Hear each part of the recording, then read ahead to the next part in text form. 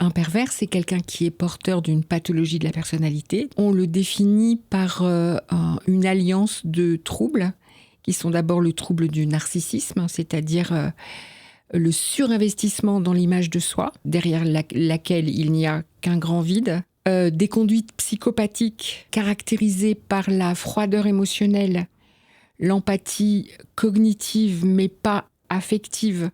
C'est-à-dire que je sais très bien où frapper pour faire mal, mais je n'ai pas conscience que c'est mal, je n'ai pas accès au fait que c'est mal. Et le machiavélisme qui est tout l'aspect manipulation, stratégie, afin d'exercer le contrôle, afin de se valoriser aux dépens de l'autre, afin d'instrumentaliser, de déshumaniser l'autre et de l'instrumentaliser pour son bon plaisir et pour le plaisir de sentir sa puissance. Les personnes qui sont les plus compétentes émotionnellement pour régler ce qui se passe dans une relation sont celles qui restent les proies le plus longtemps. Parce que encore et encore et encore, elles cherchent à arranger les choses.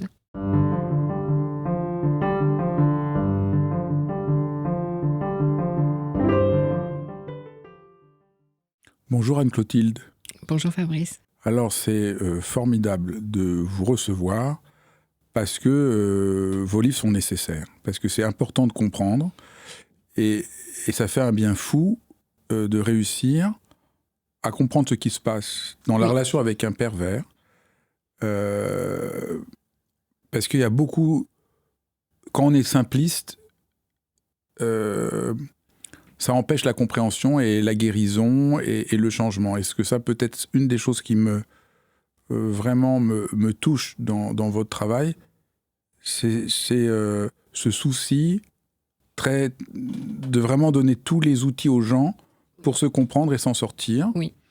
Et voilà, après ça n'engage que moi, mais je trouve que vous êtes, de tous les auteurs qui parlent de cette question des pervers narcissiques, la plus lumineuse, et je trouve que c'est important que des gens soient lumineux quand ils parlent de ce sujet-là, parce que très vite, ça pourrait nous enfoncer. Alors on va commencer par le b.a.-ba. Oui. Qu'est-ce que c'est un pervers ? Alors, un pervers, c'est quelqu'un qui est porteur d'une pathologie de la personnalité, d'un trouble de la personnalité, comme on dit dans le DSM, Diagnostical and Statistical Manual, avec l'accent, c'est-à-dire le manuel de base de diagnostic en psychiatrie. Aujourd'hui, on le définit par une alliance de troubles, qui sont d'abord le trouble du narcissisme, c'est-à-dire le surinvestissement dans l'image de soi, derrière laquelle il n'y a qu'un grand vide, des conduites psychopathiques qui sont caractérisées par la froideur émotionnelle, l'empathie cognitive mais pas affective, c'est-à-dire que je sais très bien où frapper pour faire mal, mais je n'ai pas conscience que c'est mal, je n'ai pas accès au fait que c'est mal, et le machiavélisme qui est tout l'aspect manipulation, stratégie, afin d'exercer le contrôle, afin de se valoriser aux dépens de l'autre, afin d'instrumentaliser, de déshumaniser l'autre et de l'instrumentaliser pour son bon plaisir et pour le plaisir de sentir sa puissance. Donc là, on voit, en vous écoutant, que c'est très précis. Oui, c'est très précis. Donc le mot est un peu rentré dans le langage courant, oui. Et c'est important de ramener à cette précision. Oui. Peut-être, j'aurais dû commencer par là, mais peut-être que si vous voulez bien vous présenter pour qu'on sache d'où vous parlez. Oui. Donc je suis psychothérapeute depuis 36 ans, c'est pas bon pour les rides, et j'ai dans ma patientèle nombre de proies des pervers narcissiques que pour ma part j'appelle prédateurs, de façon à mettre toutes les écoles de psychologie d'accord, ou en tout cas éviter les querelles de chapelle qui me fatiguent et qui ne servent à rien à mon sens. Et donc c'est à partir de là que j'écris, dans un souci, comme vous le souligniez, de permettre aux gens qui me lisent de récupérer de la pensée et de sortir, comme le dit le docteur Salerno, de la dissonance cognitive traumatique. C'est ça, parce qu'au fond, on va beaucoup y venir. C'est la dissonance cognitive qui est vraiment traumatisante. C'est-à-dire, je ne comprends pas ce qui m'arrive. Exactement. Il y a un trop grand décalage entre ce que le pervers me dit, ce que je sens, ce qu'il fait, ce que je sens, que je ne m'autorise pas à sentir. Exactement. Et il me remet tellement en question, et moi je suis tellement de bonne volonté, on y viendra, les proies sont des gens souvent extrêmement compétents en réalité, et de bonne volonté. Je me remets tellement en question, et je suis tellement sous le coup des retournements pervers, c'est pas moi, c'est toi, qu'au bout d'un moment, je n'arrive plus à penser droit, je ne comprends plus. Voilà. Je trouve important que vous présentiez pour dire que le point de vue à partir duquel vous écrivez, c'est la clinique. C'est de voir des gens perdus, en souffrance. Oui. Et c'est sans doute ça qui donne un peu la singularité de votre approche. Oui. Est-ce qu'on a une idée du pourcentage qu'il y a de pervers ? Alors, sur la catégorie pervers narcissique, c'est une catégorie psychanalytique, donc ça ne rentre dans aucune étude de prévalence. En revanche, quand on rentre par la catégorie triade sombre, dark triade, qui est la catégorie actuelle diagnostique à partir de laquelle on détermine la même chose. Depuis quand on emploie cette notion de dark triade, enfin de triade je noire ? dirais, alors vous me posez une colle, mais je dirais une quinzaine d'années. Donc, dans le langage, disons, des cliniciens, plutôt que pervers narcissique, on parle de triade noire, c'est ça ? Dans le langage des cliniciens non psychanalystes, dont je Voilà. suis, on parle plutôt de triade noire ou de triade sombre. En tout cas, moi, c'est aujourd'hui comme ça que je... Qu'est-ce que ça veut dire, triade sombre ? Alors, triade sombre, donc c'est une triade, jusque-là vous m'avez suivi, j'imagine, Oui. qui associe 3 troubles de la personnalité, qui sont la pathologie narcissique, la psychopathie, et quelque chose... Oui, la manipulation, ce que vous avez dit tout à l'heure. Voilà, donc, exactement. Donc les 3 que vous avez dit tout à l'heure... C'est ça, la triade sombre. Donc voilà. Et donc au fond, ce qu'on appelle un pervers narcissique, c'est quelqu'un qui est pris par ces 3 traits. Exactement. C'est ça qu'on parle de triade, 3 traits sombres. Pourquoi on dit sombre ? Parce que précisément c'est sombre, ça amène dans les relations à détruire l'autre. D'accord. Et donc là, on arrive mieux à mesurer combien de pourcentage ? Alors, en gros, si on va chercher la prévalence du trouble narcissique, la prévalence du trouble psychopathique et la prévalence du machiavélisme, en gros, si on fait une moyenne, alors c'est une mesure, ça reste encore très flou, hein, mais on va dire autour de 5%. Ce qui paraît peu et ce qui en réalité est énorme. Sur une salle de 100 personnes, il y en a 5. Quand on sait le nombre de vies qu'il peut pourrir autour de lui, que ce soit dans le couple, en amitié, au travail, on voit que ça peut s'étendre très largement. L'image que je prends tout le temps, c'est si j'ai un panier entier de bolets et que je cueille une amanite phalloïde, il me faut jeter tout mon panier de champignons. Voilà. Votre sujet, c'est de comprendre ce que vous appelez les proies. Mon sujet, c'est d'aider les proies à sortir de l'emprise, donc de la relation avec le pervers narcissique, ou avec le porteur de triade noire, ou avec le prédateur. Alors déjà, le mot proie est je crois, très, très bien choisi, parce que vous voulez montrer qu'on est une proie et qu'on n'est donc pas coupable. Parce que personne n'est coupable d'être une proie. Or, le problème pour quelqu'un qui est autour d'un pervers narcissique, c'est que toute la manipulation du pervers va faire qu'on se sente coupable. Et puis, vous le dites dans vos 2 livres, on s'en veut. On se dit, mais pourquoi je me suis fait avoir ? Mais pourquoi je ne sais pas dire non ? Mais pourquoi je ne résiste pas ? Absolument. Et donc, tout votre travail était de montrer, non, on ne pouvait pas. Exactement. Et alors, la proie elle-même pense ça, et souvent, l'entourage le dit, et pratique ce qu'en anglais on appelle le victim blaming, et on dit aux proies, mais pourquoi t'es pas parti ? Enfin, t'es complètement sotte, ou t'es complètement sot. Il y a à peu près 2/3 d'hommes pour 1/3 de femmes, hein, quand on regarde un peu la prévalence, comme je le disais précédemment. On pratique le le blâme de la victime en lui expliquant que si elle est restée, c'est qu'elle n'a aucune volonté, qu'elle est complètement sotte, qu'elle est stupide. Et comme la victime a déjà tendance à se le dire elle-même, parce que ça fait des mois, voire des décennies qu'elle l'entend de son prédateur, elle finit par être d'accord. Et donc c'est une des raisons pourquoi j'ai écrit « Pourquoi suis-je restée ?» C'est pour dire non, regardons de plus près les mécanismes de l'emprise et de la prédation. Il y a des vraies raisons pour lesquelles on peut rester longtemps. Et des raisons qui, au fond, sont terribles parce que la prédation transforme en défaut ce qui sont les qualités de la proie. C'est dingue. C'est dingue. Sa compassion et son aptitude à pardonner, par exemple, deviennent des éléments de faiblesse.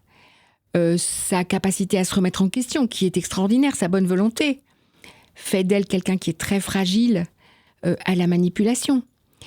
Sa capacité à aimer, à être au service, à donner à l'autre, à nourrir, va faire d'elle une poire en bonne et due forme. C'est terrible. C'est terrible. Et on finit par, si on n'y prend pas garde, s'accuser de ses qualités. Une coach américaine que j'aime beaucoup, qui parle de ça, qui s'appelle Monica Yearwood, dit les personnes qui sont les plus compétentes émotionnellement pour régler ce qui se passe dans une relation sont celles qui restent les proies le plus longtemps. Parce que encore et encore et encore, elles cherchent à arranger les choses. Sortir de l'emprise, c'est infiniment triste, puisque c'est tuer l'espoir que ça aille mieux. Tuer l'espoir, c'est toujours terrible. C'est toujours terrible. Alors peut-être on peut commencer par comment le pervers agit.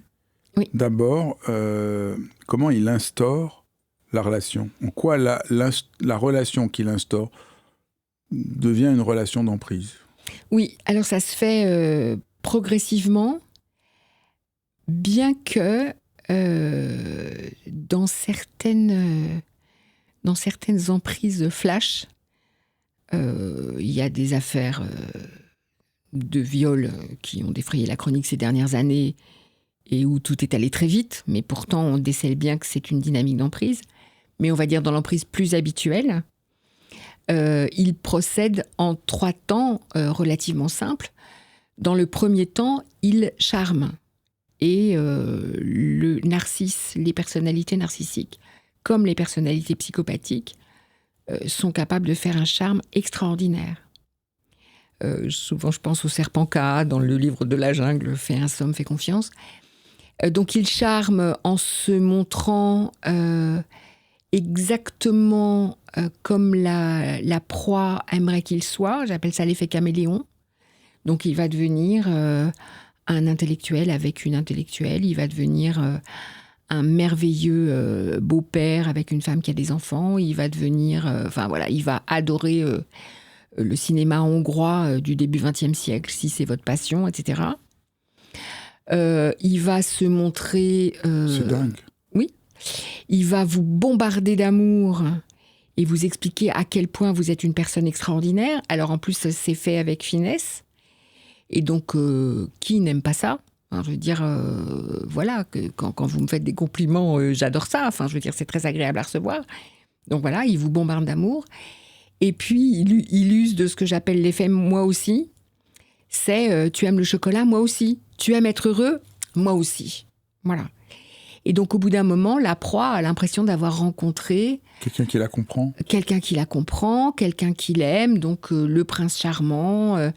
mais aussi le collaborateur rêvé, mais encore l'ami à la montagne et à la Boétie. Donc elle se rapproche, elle lâche les préventions qu'elle pourrait avoir, elle baisse les limites. Et deuxième temps, qui est souvent très court, le prédateur ferre la proie. Quand on pêche, le ferrage, c'est le moment où le crochet rentre dans la joue du poisson. Donc le poisson ne peut plus se dégager, ou s'il arrive à se dégager, il laisse un morceau de joue. Dans la réalité humaine, ce ferrage, il a lieu à chaque fois que la proie ne peut plus y reculer sans y laisser des plumes. Par exemple. Vous avez des exemples Par exemple, sans révéler ce qu'on vous a raconté, mais pour rendre concret la chose. Bien sûr. Par exemple, l'empereur des ferrages, c'est les enfants en commun. Je ne peux plus reculer de la relation avec l'autre quand j'ai un enfant avec lui. Ça peut être un achat immobilier en commun. Ça peut être un CDI ou dans le cadre de l'amitié.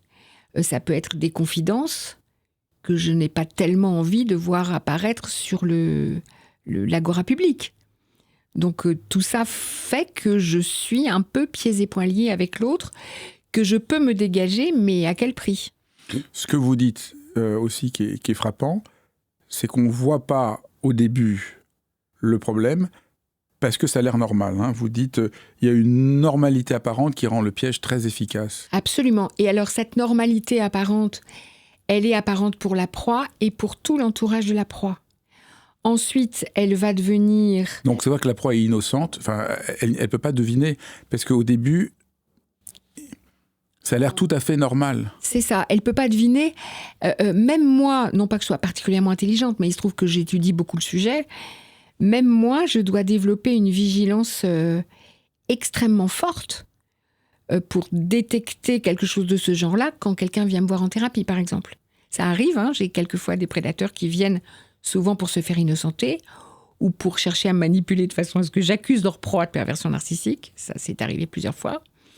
Et il me faut développer des ruses de sioux et une vigilance, alors qui est toujours forte, mais qui est peut-être encore un peu plus forte, à ce que je peux ressentir, à ce qui peut se passer dans la relation à l'autre. Alors, racontez-moi. Vous avez un pervers qui vient, prenons l'exemple que vous avez dit, et qui voudrait vous faire dire que c'est la proie qui est perverse. Oui. Qu'est-ce que vous faites ? Comment vous essayez de... Je fais attention à tout ce qui se passe dans la relation entre lui, alors admettons que c'est un homme, hein, entre lui et moi. Je fais attention à la façon dont, en entrant, il me fait du charme. Voilà, alors du charme, c'est pas forcément un charme de séduction amoureuse, hein, mais comment il essaye voilà. Je fais attention à la façon dont il me récite que moi, maître du corbeau, je suis très jolie et je lui semble beau. Donc la flatterie, voilà. Je fais attention à sa présentation. Quelquefois, c'est juste un tout petit peu trop soigné pour être honnête, mais vous voyez que ça demande de la vigilance, parce qu'il y a aussi des gens qui sont juste beaux, quoi. C'est clair. Donc voilà. Moi, je me sens gêné de vous avoir fait autant de compliments pour commencer notre entretien. Vous allez croire que je suis pervers. Bon, mais de toute façon, je pose mon cerveau diagnostique quand je ne travaille pas, parce que sinon ce serait fatigant. Donc non, je ne vais pas croire ça. Et puis, je fais attention à ce qui se passe autour de l'horaire des rendez-vous, de paiement des honoraires. Pourquoi ? Parce que qu'est-ce qu'a tendance à faire le prédateur ? Par exemple, être très en retard. Je pense à une prédatrice. Mon cabinet est juste à côté de la gare et c'est extrêmement simple à trouver. Même moi qui ai tendance à me perdre dans ma salle de bain, je trouverai.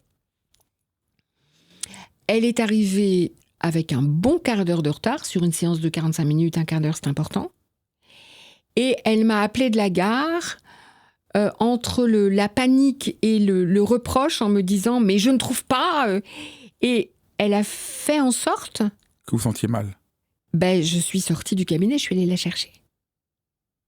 Et donc là, vous avez dit, là, j'ai commencé à me dire, tiens, qu'est-ce qui se passe ? C'est quand même pas courant. Voilà, j'habiterais au fin fond de la campagne et ce serait... le cabinet que j'avais précédemment était parfois difficile à trouver. Donc, il m'arrivait de sortir pour dire à la personne, c'est là. Mais là, franchement, c'est assez impossible de se perdre. Voilà. Et puis, elle est arrivée... j'ai un souvenir au cours de cette séance. Elle me parlait... Et elle a délibérément promené son regard de mes cheveux à mes chaussures et retour. Et j'ai fait attention à ce qui se passait pour moi. Une fois qu'elle a eu terminé de faire ça, je me suis recroquevillée de honte à l'intérieur. Et je me suis dit, OK, ça s'appelle le contre-transfert. Et je me suis dit, OK, je commence à voir ce qui se passe. Voilà. Et elle cherchait à me faire dire que son mari était pervers narcissique avec des arguments d'une pauvreté phénoménale. Je ne voyais rien qui soit pervers dans ce qu'elle me rapportait.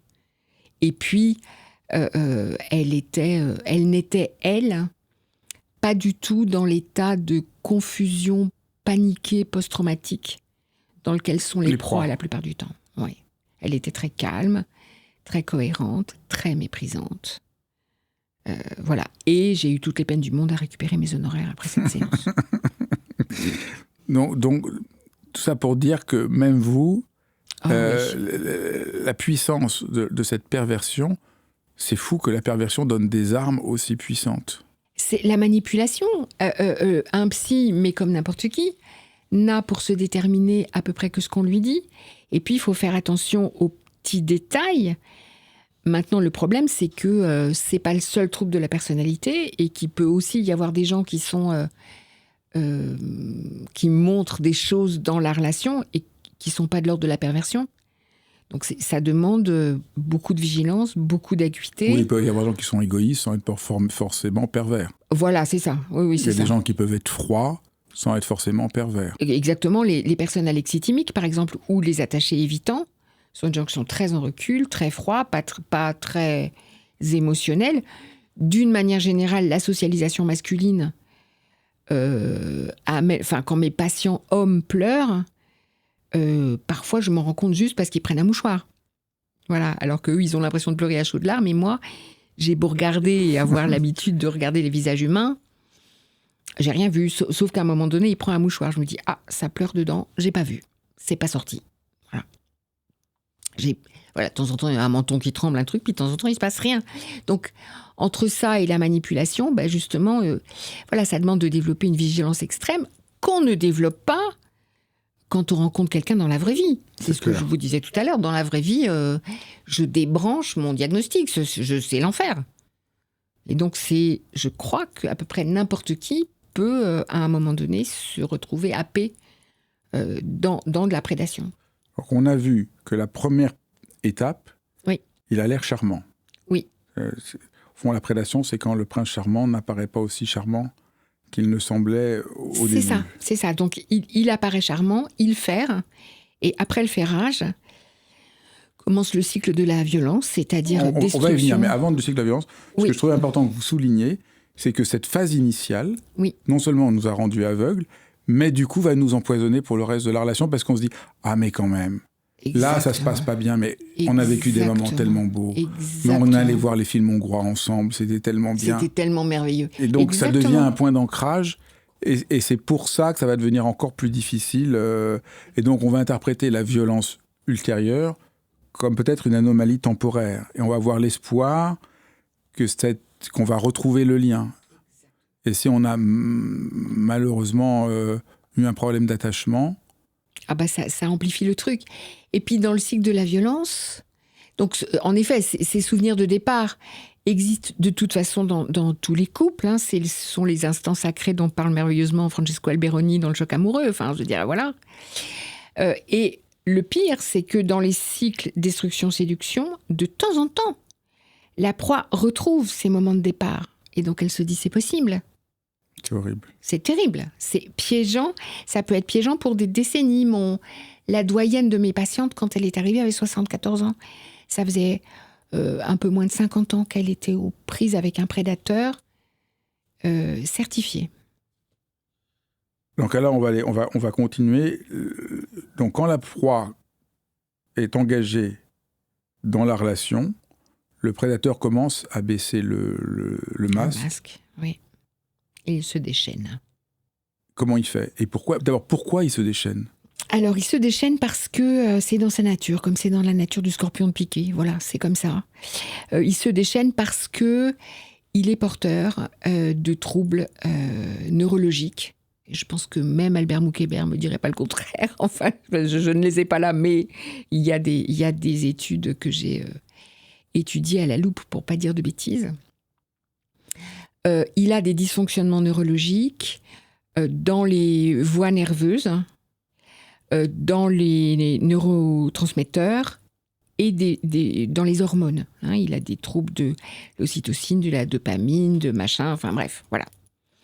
Et donc, la chose qu'il sait faire, qu'il aime faire, que son système nerveux le pousse à faire, c'est contrôler se valoriser aux dépens, détruire et avoir plaisir à vivre à travers cette destruction de l'autre, cet assujettissement de l'autre.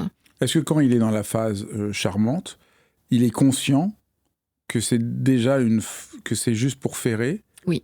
Ah, il est conscient. Il est conscient du début à la fin. C'est horrible. Il est conscient, il fait du mal. Donc c'est pas parce qu'il est un peu inconscient de ce qu'il fait, il a un trouble et il sait pas trop ce qu'il fait, qu'au début il est vraiment, puis après il est repris par ses démons. Non, pas du tout. Non, pas une seconde. Un attaché distant, par exemple, peut être comme ça, repris par ses démons et sans vraiment se rendre compte de ce qu'il fait, ni de ce qui se passe. Et d'ailleurs, il dit, je comprends pas, je suis malheureux, ça va pas dans mes relations, etc. Et il vient en thérapie. Et la thérapie est efficace. Lui, il est conscient du début à la fin de ce qu'il fait. Bien sûr. C'est horrible. C'est même dans cette conscience de la manipulation et de la destructivité qu'il puise son plaisir et sa sensation de puissance dont il a besoin pour exister, en fait. Oui, c'est. Et en fait, c'est ça le plus inconcevable. C'est la conscience du début à la fin. C'est très difficilement concevable. C'est inconcevable parce que nous, les gens normaux, sommes empreints d'empathie émotionnelle. C'est-à-dire, la souffrance de l'autre nous fait souffrir. Oui, puis on a tendance à penser, le pauvre, voilà. Il ne doit pas savoir tout à fait ce qu'il fait. Voilà, mais il doit être pris par tout à fait ce qu'il fait. Peut-être qu'il a vécu des traumatismes quand il était enfant. C'est ça. Alors, le trauma vient augmenter le trouble, mais le trouble ne vient pas du trauma. C'est clair, quoi. Le trouble est là. Parfois, une éducation, une histoire formidable modère le trouble. Parfois, augmente le trouble. Donc c'est un trouble qui vient de naissance? Oui, c'est un trouble héréditaire. Ah, héréditaire. Héréditaire. Il faut une multiplicité de facteurs sur différents chromosomes qui s'assemblent. Et oui, c'est un trouble héréditaire, comme la bipolarité. Hein. Voilà. On a parlé d'attaché distant pour faire la distinction avec le pervers. Oui. Donc, bon, attaché distance, donc c'est lié à toute la conception de l'attachement. Exactement. Mais pour ceux qui ne connaissent pas, est-ce que vous voulez bien réexpliquer? Bien sûr. Donc, l'attachement, c'est un besoin humain fondamental comme manger, boire, respirer. Hein, on a besoin de s'attacher à nos congénères, nous sommes des animaux grégaires. Et le petit humain qui naît immature. Et il a besoin... de l'attachement avec une figure d'autorité, sa mère, voilà. son père ou quelqu'un, pour pouvoir se développer, en toute sécurité et grandir, et aller explorer le monde en sachant qu'il a une base de sécurité. Donc, quand tout va bien, l'attachement est dit sécure et on passe à autre chose. Parfois, ça va moins bien, parce que soit la base de sécurité est inconstante dans sa réponse. Je pense par exemple à une mère endeuillée, hein, c'est pas forcément un mauvais parent, c'est quelquefois un parent endeuillé, ou je sais pas...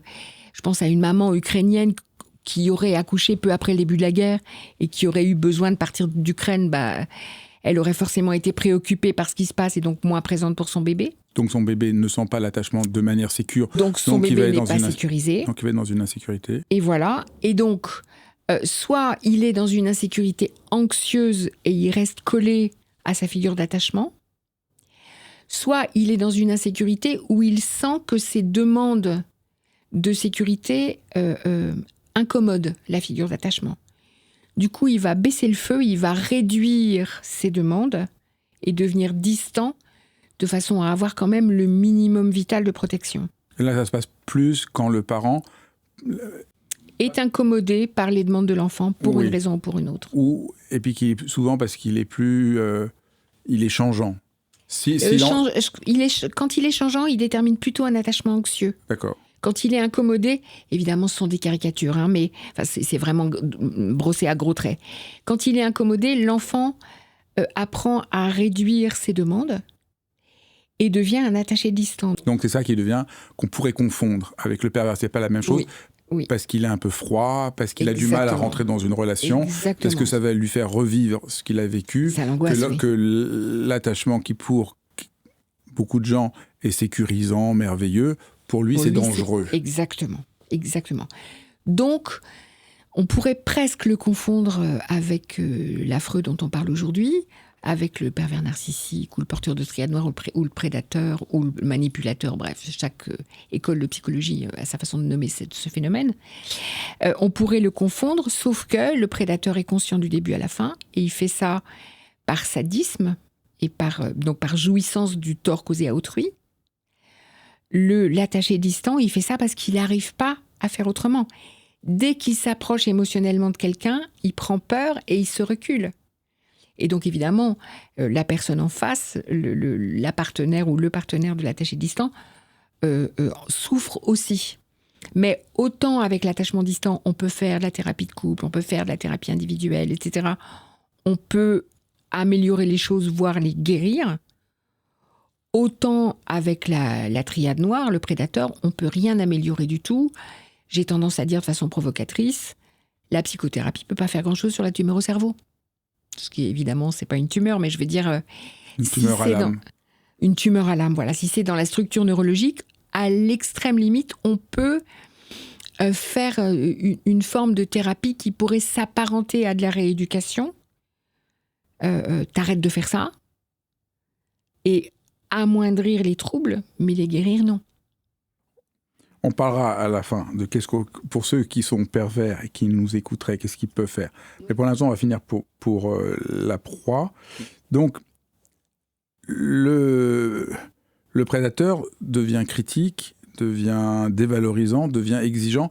Est-ce que vous pouvez essayer de raconter quelques-uns des scénarios qui se passent? Ah oui, alors il va falloir... Dans votre livre, c'est génial parce qu'il y a des tas d'images, donc on voit dans le petit livre rouge, oui, je démonte... Dans les deux, même, vous montrez des fois, il y a une image, une fois, il y en a un autre. Oui. Une anecdote dont je parle souvent, puis alors plus j'en parle, plus je m'en souviens, donc plus j'en parle, c'est cette histoire...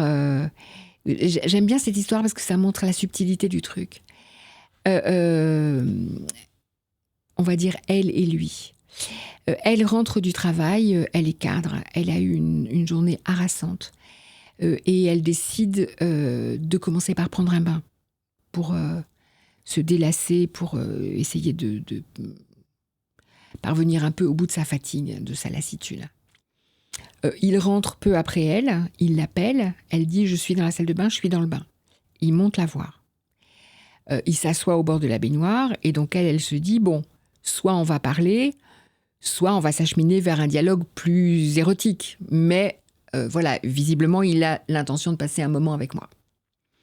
Il parle un peu et elle voit que son regard à lui se promène sur son corps. Donc elle se dit « On va finir par avoir un échange érotique et pourquoi pas ?» Et puis, une fois qu'il a fini de la regarder et qu'elle commence à être disposée à l'échange érotique, il lui dit « T'as pas un peu grossi ?» Et puis, il se lève et il s'en va. Voilà. Donc, ça n'a l'air de rien, mais ça fait des dégâts. Il y a un autre épisode dont je me souviens, parce que récemment, je l'ai recroisé... Dans le discours d'une de mes patientes.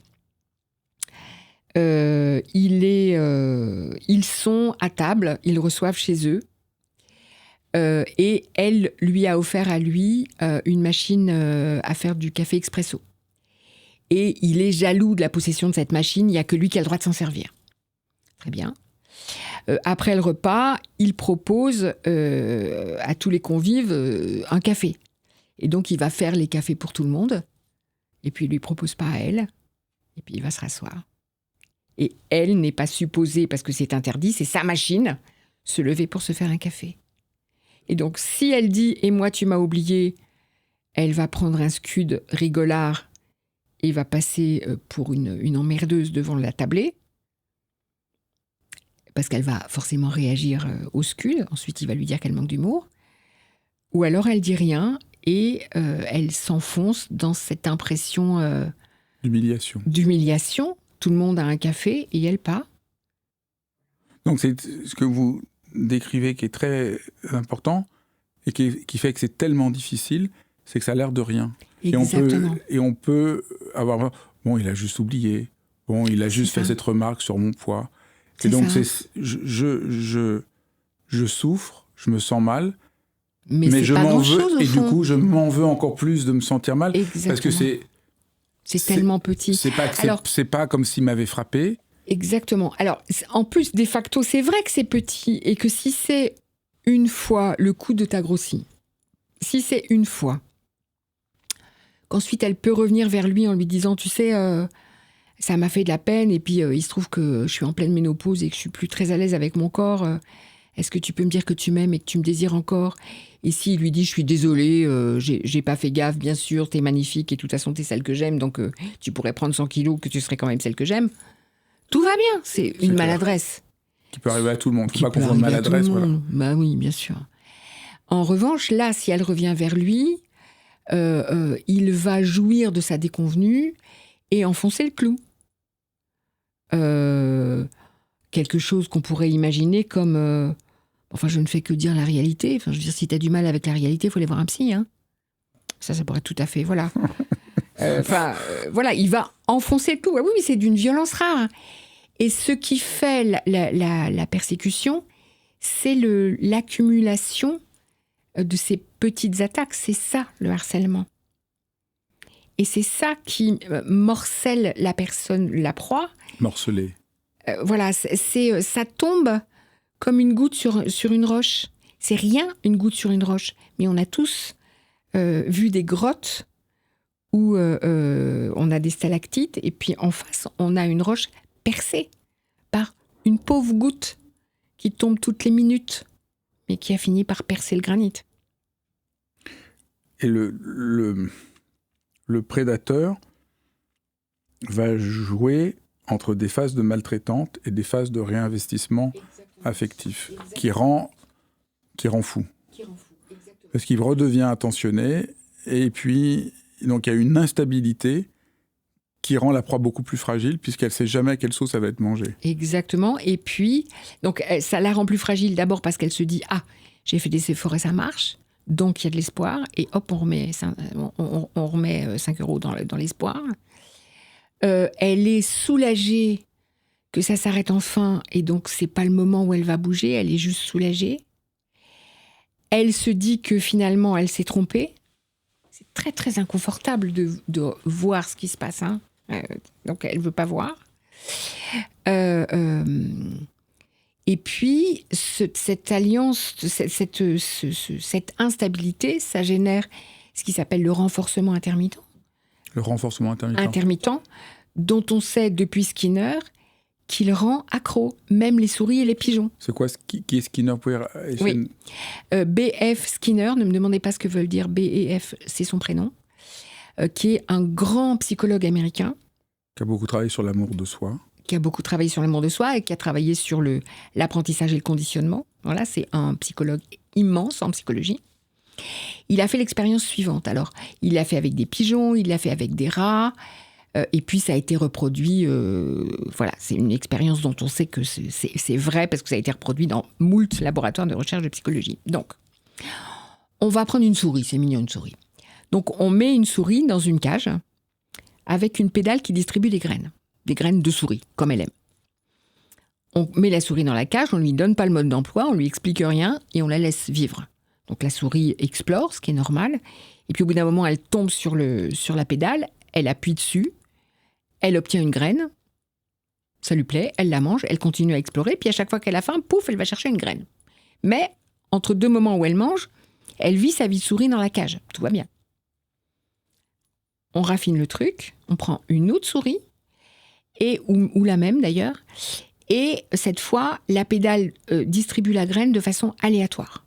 Une fois oui, une fois non, 2 fois non, 3 fois oui. Et là, on observe ce phénomène effarant que la souris va passer tout son temps à activer la pédale, à défaut de quoi que ce soit d'autre. Elle est devenue accro à la pédale à graines. Le renforcement intermittent. Ça marche aussi pour les êtres humains. Pareil, ça accroche, ça rend accro. Oui, c'est terrible. Il faut avoir du courage pour faire notre dialogue. C'est vraiment... on rentre vraiment dans des niveaux de souffrance. Oui. C'est ce que dit Salerno, et je suis contente parce que je disais la même chose avant de le lire. Il dit le traumatisme de cette prédation-là, c'est aussi un traumatisme existentiel, ou on va dire philosophique, ou on pourrait même dire spirituel. C'est qu'on regarde le mal dans les yeux. Waouh! C'est pas un spectacle dont on sort indemne.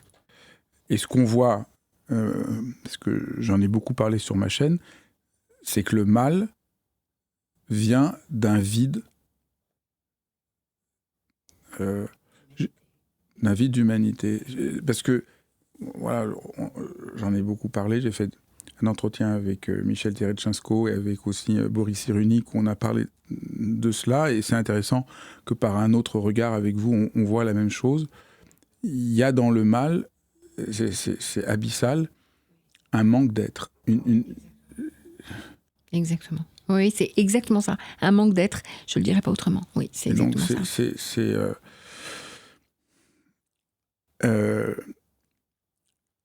Et ce qui est vraiment aussi, dans tout ce qui est terrible, parce qu'on voit pourquoi on est tellement enfermé, c'est que si la proie montre la violence, la souffrance qu'elle a vécue, le prédateur réussit à faire comme si ces épisodes violents n'ont pas existé. Absolument.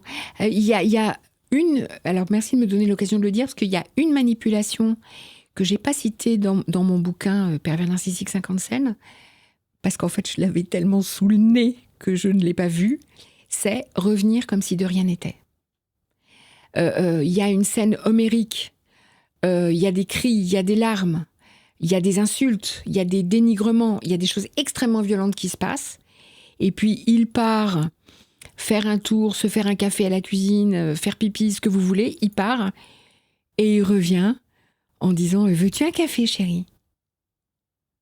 Il la prend en face et complètement secouée, confondue, se demande si elle n'a pas fait une montagne d'une taupinière. Elle comprend plus rien. Elle comprend plus rien et elle prend le soulagement de l'arrêt des hostilités et elle met ce qui s'est passé sous le tapis. L'essentiel, c'est soulagement. Je me souviens d'un récit, je ne sais plus de qui c'était, je me demande si c'est pas Primo Levi, qui raconte dans les camps de concentration, parfois ils étaient appelés à un bureau d'un des nazis. Et la personne, celui qui raconte ça, dit il y avait un sentiment délicieux à attendre dans le couloir parce qu'enfin tout s'arrêtait. Il y avait une pause dans la persécution, dans l'horreur. Voilà. Et souvent, ça me fait penser à ça, en fait. Il y a une pause.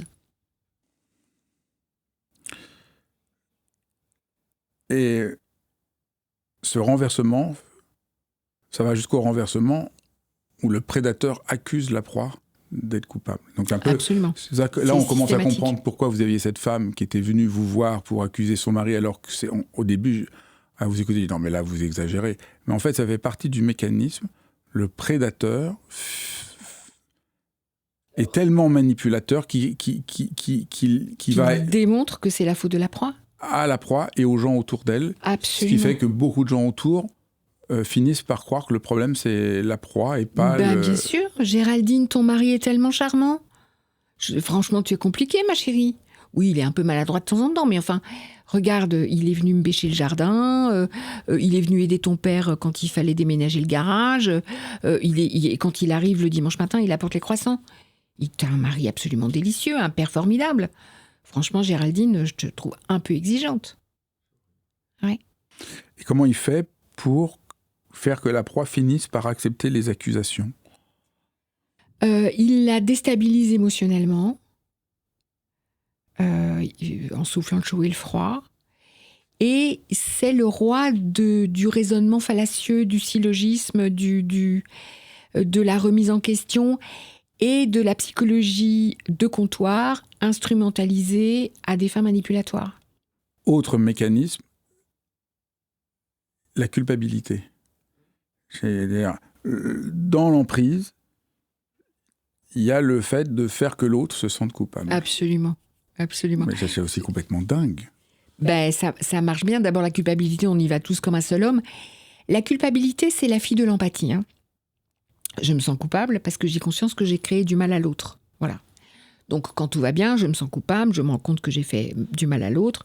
Et ensuite, je mue vers la responsabilité, c'est-à-dire que je cherche à réparer. Et tout va bien. Au minimum en disant pardon, mais aussi, voilà. Et donc, le prédateur, donc la culpabilité, quand on est une proie, on est en général plein d'empathie, donc on y va très facilement. Et puis, la civilisation dans laquelle on vit nous propose de nous sentir coupables à peu près tout le temps, donc on y va très facilement. Et donc, le prédateur arrive à culpabiliser la proie d'à peu près tout. J'ai un souvenir qui est assez frais, qui me vient là. C'est une patiente qui me raconte que son mari lui dit franchement, excuse-moi, hein, mais quand je sens l'odeur qui vient du ballon d'eau chaude, je me dis qu'il va pas tarder à péter. Enfin, moi, je dis ça, je dis rien. Et heureusement, ma patiente commençait à être consciente, donc elle a éclaté de rire. Et elle m'a dit, 1 an avant, je me serais sentie tellement coupable que je me serais précipitée pour aller faire des devis par les plombiers, pour changer le ballon. En quoi ma patiente est-elle responsable du fait que, éventuellement, le ballon est grillé ? Ça n'a pas de sens. Et donc, oui, il est passé maître dans l'art de manipuler l'autre et de manipuler la réalité pour lui démontrer que ce qui se passe, c'est de sa faute. Et donc, la proie, donc si jamais ceux qui nous écoutent sentent ça, c'est sans doute qu'ils sont des proies, cherche sans cesse ce qu'elle a fait de travers, prend en charge le mal-être de l'autre, s'installe dans une logique de réparation permanente. Permanente, absolument. C'est dingue. Absolument. Et encore aussi tout à fait fou, c'est que cette culpabilité fait que la proie reste. Pourquoi ? Parce que si elle y peut quelque chose et qu'il faut qu'elle répare, elle va rester pour réparer. La culpabilité, parfois, en dehors de la relation de prédation en elle-même, la culpabilité est parfois, chez l'être humain, une façon d'essayer de négocier avec notre impuissance. Je pense à la mort, par exemple. Hein. Quand quelqu'un qu'on aime meurt, il arrive qu'on se sente coupable qu'il soit mort, ou qu'on se sente coupable autour de la mort. Ça évite de se confronter tout de suite à l'inéluctabilité de la mort, à l'impermanence, à l'impuissance de l'être humain face à certaines choses de la vie. Oui, parce que ça, quelque chose d'assez important, c'est que la culpabilité, c'est au fond le refus de notre impuissance. Voilà, c'est ça. C'est exactement ça. Et donc, c'est aussi pour ça qu'on y va facilement. Voilà, c'est que si je me sens coupable, c'est que j'y peux quelque chose. Si j'y peux quelque chose, c'est qu'on y peut quelque chose. Si on y peut quelque chose, c'est que mon espoir n'est pas vain. Et que peut-être j'ai une part de responsabilité quand même. Voilà, et que j'ai une part de responsabilité et que donc je vais pouvoir faire quelque chose. J'en ai souvent parlé ici, dans mon podcast, à différentes reprises. Il y a un phénomène tout à fait étrange, c'est que le plus souvent, c'est la victime qui se sent coupable. Dans le trauma, c'est la victime qui se sent coupable. Absolument. En cas de viol, c'est la victime qui se sent coupable et honteuse. Et ça, c'est presque une sorte de loi. C'est une loi. Celui qui est réellement coupable a l'impression qu'il n'est pas coupable. Et la victime se sent coupable. Et je crois que c'est toujours très important de rappeler cette vérité existentielle abyssale de notre condition humaine. C'est déchirant, mais c'est très important de se rendre compte de ça. Les coupables ne sont jamais coupables et les victimes innocentes se sentent coupables. Alors, les coupables sont parfois coupables, mais... C'est assez rare. C'est à discerner. Mais pour le coup, ça, c'est le boulot des juges. On voit dans l'affaire Pellico, par exemple, je crois qu'il y en a eu un seul qui a dit qu'il n'y a qu'un seul qui s'est senti coupable. Absolument. Et qui a reconnu. Donc on voit, c'est tellement rare. Absolument. En tout cas, c'est jamais de leur faute. C'est jamais. Et donc c'est comme si la victime devait prendre en charge une part du mal qui a été fait sur elle. C'est ça. En fait, dans le trauma, ce qui se passe, c'est qu'au moment... Donc le trauma, il évolue en trois stades, hein, la sidération, la disjonction, la dissociation. Au moment de la sidération, on va dire quelque chose comme le psychisme s'arrête. Hein, le cortex se fige. Voilà. Le psychisme s'arrêtant, les frontières du moi s'écroulent. Le moi, c'est ce qui me permet de faire la différence entre vous et moi, entre moi et l'environnement. Comme les frontières du moi s'écroulent et que le violeur ou l'agresseur est en pleine hubris toute puissante, l'hubris toute puissante vient coloniser le psychisme de la proie. Et quand les frontières remontent, elle a pris un morceau de la vague. C'est ça, c'est très bien dit. Voilà. C'est important de comprendre ça, parce que oui, sinon, c'est très très important. C'est tellement illogique que ça n'a pas de sens. Il faut vraiment arriver à le comprendre, parce qu'au début, on se dit, mais non, c'est pas possible. Oui, oui. Et en effet, toutes les victimes d'abus ont honte, et l'abuseur souvent pas. Oui. Et donc là, on a parlé de la culpabilité, mais la honte aussi est une stratégie que va utiliser le prédateur. Comment fonctionne la honte par rapport à la culpabilité ? Alors la culpabilité, ça me fait regretter ce que j'ai fait. La honte, ça me fait regretter ce que je suis. Donc c'est beaucoup plus attaquant pour l'être. La honte, elle a une utilité sociale. C'est Vanita English qui raconte que chez les Inuits, quand un jeune enfant passe à travers la glace parce qu'il a marché sur une glace trop faible, il manque quand même de mourir, donc on le repêche, on le sèche, et puis ensuite tout le groupe se centre autour de lui et se moque de lui. L'enfant a honte et il ne repasse plus jamais à travers la glace. Voilà, c'est un instrument de contrôle social. Et dans ce sens-là, pourquoi pas ? Enfin, en tout cas, c'est à ça que ça devrait servir. Voilà. Maintenant, la prédation, la perversion narcissique, la persécution, le harcèlement vise à générer de la honte sur l'autre pour le contrôler. Voilà. Ma patiente recroquevillée dans son bain après que son chum lui ait dit qu'elle a grossi, elle est recroquevillée de honte. Elle va probablement avoir du mal à se dénuder ensuite devant lui. Est-ce qu'il n'y a pas, on doit vous poser souvent la question, des gens qui exagèrent en disant qu'ils vivent avec un pervers ? Est-ce qu'il n'y a pas des gens qui ils ont juste un conjoint avec qui c'est pas facile, il y a des conflits qui font partie de l'existence ? Est-ce que il n'y a pas aujourd'hui une utilisation de ce terme ? Si. Je suis toujours très embêtée avec ça, parce que dans tous les abus, il y a cette phrase magique que les féministes ont mise au jour, qui est « je te crois ». Voilà, donc c'est important de garder ça en tête. Maintenant, en effet, le concept a fait florès, pour des raisons probablement sociologiques, enfin pour des raisons sociologiques, je le pense, avec Marc Joly. Le patriarcat, en tout cas aujourd'hui en Occident, recule. Il y a donc un rapport de pouvoir qui est entre les hommes et les femmes qui est en train de se transformer dans un rapport de symétrisation réflexive, dit Marc Joly. Il y a tous les hommes et les femmes qui arrivent à faire ça, c'est une vraie gymnastique, quand les rôles sont plus définis par la société, qui fait quoi, quand dans le couple, c'est compliqué. Et puis il y a les gens qui n'ont pas la compétence émotionnelle de se mettre à jour et qui du coup substituent à la violence symbolique qui définit les rôles et la domination, la violence morale.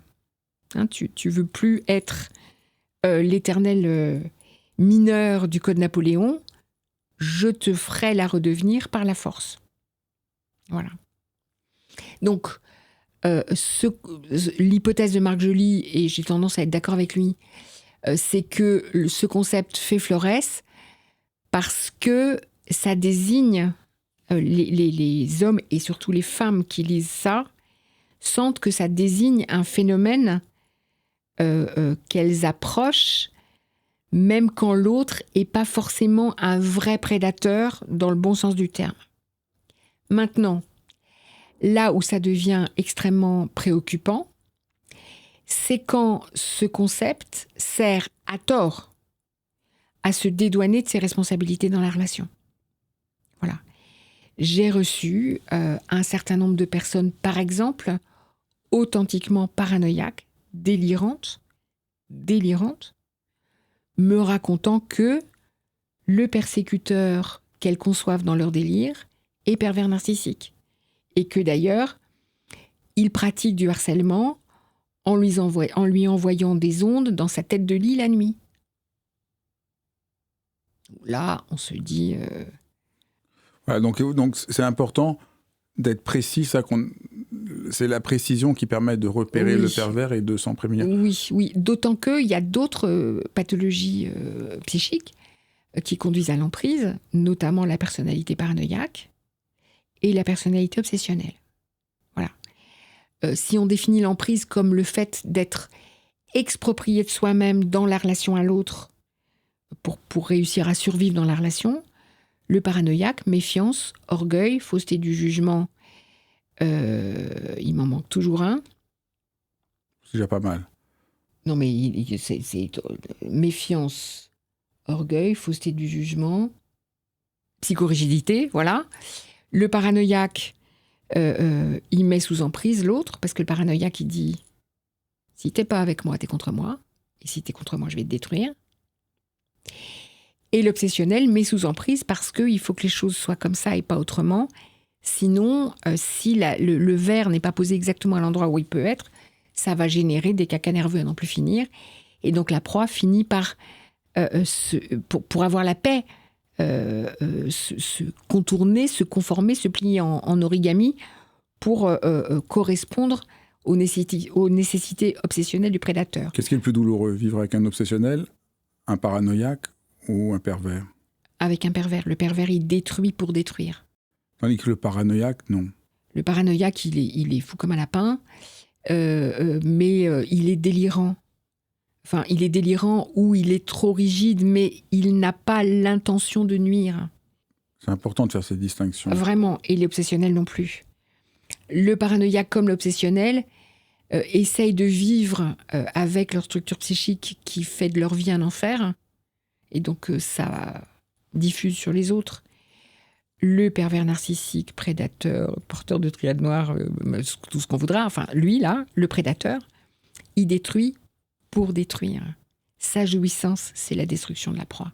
Alors est-ce que s'il y a quelqu'un qui se reconnaît, qui souffre de perversion, qui se reconnaît comme prédateur, qu'est-ce qu'il peut faire? Alors, est-ce que ça peut arriver que des prédateurs se reconnaissent et veulent changer, ou ils pensent qu'ils ont raison et qu'il y a très peu de chances qu'il y a peu de chance, ou est-ce qu'il y en a qui vont...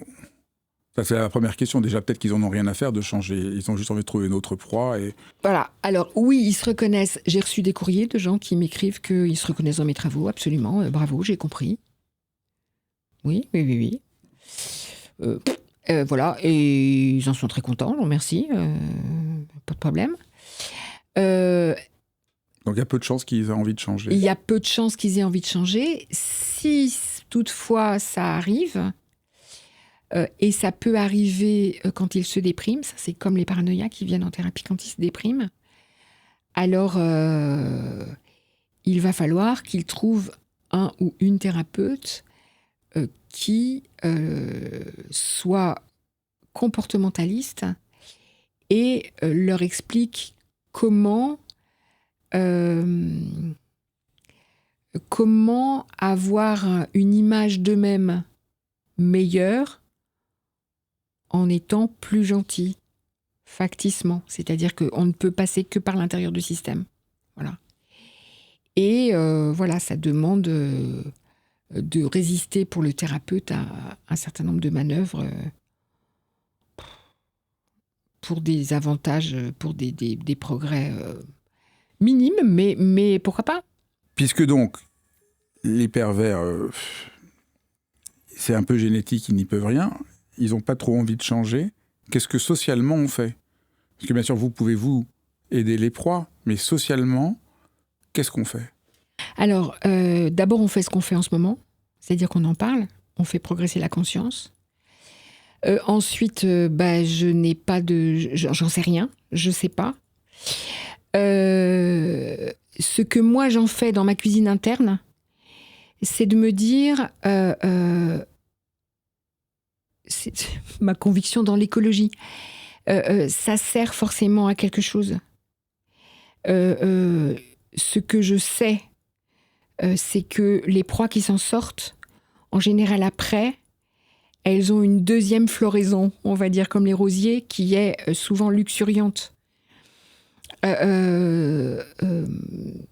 Quelquefois, je me dis, ces gens-là, alors soit, hélas, amènent leur proie à la mort, par meurtre ou par suicide forcé,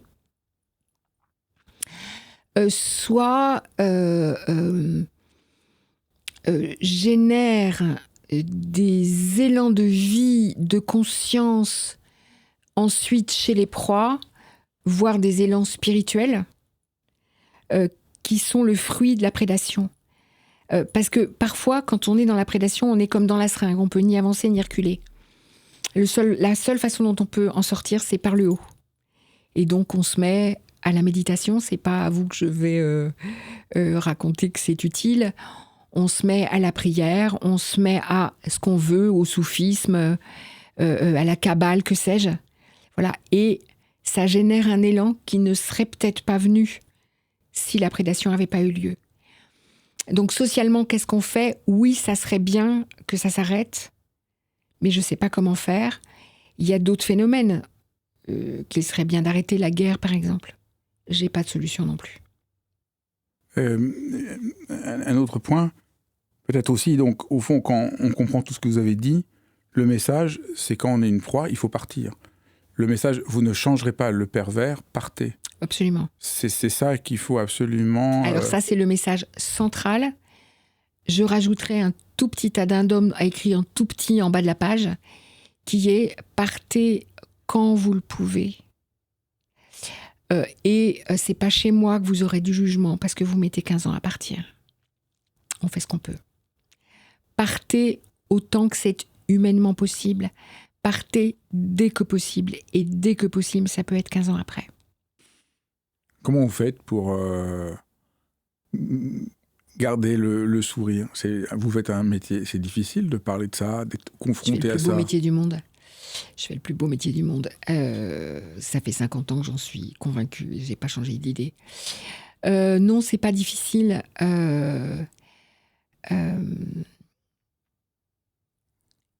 C'est un vrai honneur d'accompagner les hommes et les femmes qui veulent sortir de là. C'est une joie extrêmement profonde de les voir se dégager de ce qui se passe. Et il n'y a pas de plus beau paysage qu'un être humain qui fleurit ou qui refleurit. Donc non, c'est pas difficile. J'hésite parce que ça paraît emphatique et un peu gnangnan, mais enfin, je fais un métier où je suis traversée d'amour au sens agapé à longueur de temps. Donc non, c'est le plus beau métier du monde. Voilà. Donc c'est ça qui vous fait... parce que moi, je me sens un peu... À la fin d'un entretien, on parle de ça, c'est quand même, comme vous avez dit à un moment, rencontrer le mal, c'est quand même... oui, ça c'est demande... assez abyssal. Hein. Oui, c'est tout à fait abyssal. Ça demande, je crois, derrière... d'abord d'avoir travaillé sur soi, comme on dit. Hein. Quand on est psychothérapeute, on a fait une très longue psychothérapie. D'avoir aussi... une vraie colonne vertébrale spirituelle. Je ne parle pas d'exercice religieux, je ne parle pas de transmettre quoi que ce soit de cet ordre-là. Ce n'est pas ma mission. Mais il faut que moi, derrière, j'ai une colonne vertébrale qui me permette de faire face à ça, oui. Qu'est-ce que vous appelez une colonne spirituelle ? Une colonne vertébrale spirituelle ? C'est quelque chose autour de avoir appris à accepter avec courage que le monde est comme il est, avoir appris à accepter qu'il y a des logiques qui m'échappent, avoir appris à supporter le mal sans lâcher l'espérance, et puis je citerai Christiane Singer pour finir de cette phrase que j'ai apprise par cœur tellement je la trouve magnifique. Dans le dernier fragment d'Allons voyage, elle dit « Notre devoir le plus impérieux est de ne jamais lâcher le fil de la merveille. Grâce à elle, je sortirai vivante du plus sombre des labyrinthes. » J'ai plus les larmes aux yeux en le disant parce que c'est un peu mon credo. Voilà. Je comprends pourquoi j'ai commencé l'émission en disant que, en lisant vos livres, je trouvais que c'était lumineux. Merci infiniment. Je recommande à tout le monde de lire vos livres parce que vraiment, C'est vraiment ce que je crois qu'existe de mieux aujourd'hui en français sur ce sujet. On va les montrer à l'écran, mais je recommande vraiment aux gens de lire vos livres, de les offrir aux gens autour d'eux. C'est vraiment, on se reconnaît, on comprend les situations. Ça a sauvé des vies. Donc voilà, je crois que c'était important d'en parler. Merci beaucoup. Merci Fabrice. Merci d'avoir suivi cet épisode de Dialogue. C'est vraiment un vrai merci parce que c'est vraiment précieux que vous ayez vu cet épisode jusqu'au bout, que ça vous parle, que je fais ça pour vous. Donc c'est vraiment un échange et je suis vraiment conscient aujourd'hui qu'autour de Dialogue, il y a véritablement une communauté de gens pour qui prendre soin du monde, prendre soin de soi, prendre soin des autres compte beaucoup. Et c'est vraiment merveilleux de voir qu'on est ainsi une communauté. Alors n'hésitez pas à partager, à liker. Ça a l'air de rien, mais c'est vraiment très important. Ça participe d'une sorte de contagion heureuse dont notre monde a bien besoin. Je vous embrasse et je vous dis encore une fois merci.